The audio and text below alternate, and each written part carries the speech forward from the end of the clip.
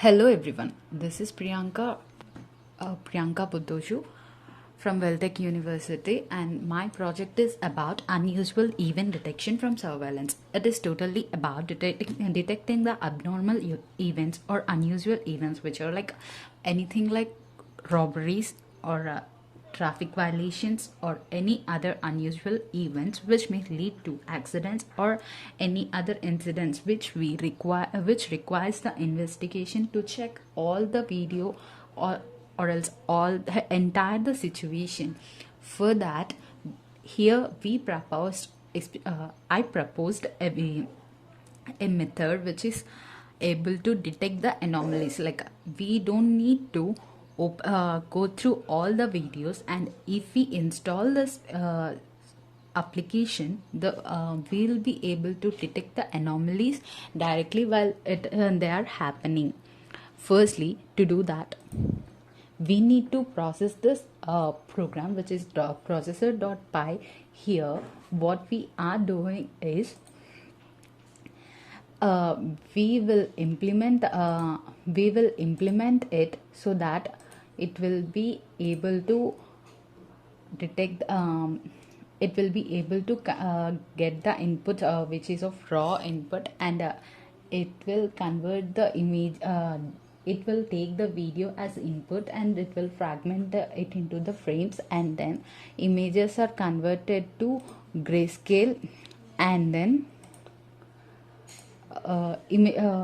those images will be resized or reshaped so that it will fit into the model, and it will store all the videos in the source directory, and so that it can provide the inputs one by one.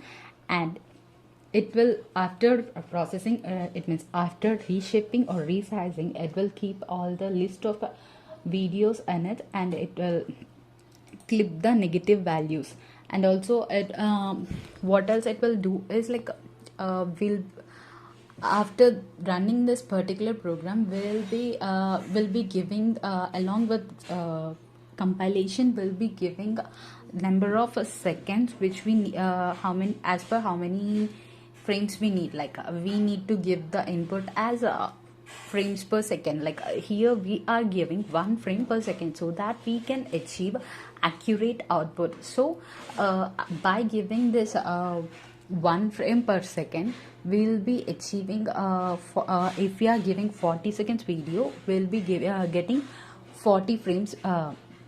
Like, here for 1 second, it will be getting 40 frames. And after that, we'll